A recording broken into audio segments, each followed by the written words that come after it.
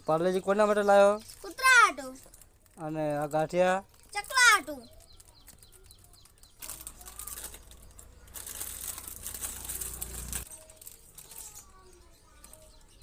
આવું ગાંઠિયા નાખે ને તો હમણાં કેટલા બધા ચકલા ખાવા આવશે. બીજું નાખ.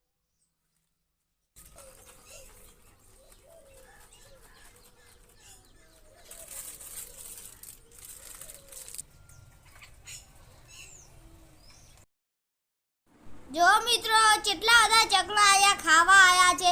બધા ખાઈને અડધા ખાય છે, અડધા બાજુમાં ખાય છે. એવું બધા ઢગલો થઈ ગયા છે ચકલા.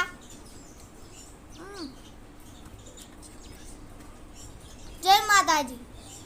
જો કેટલા બધા ચકલા આયા છે. અમે 30 રૂપિયાના 20 રૂપિયાના ગાંઠિયા નાખી જ દઈએ છીએ.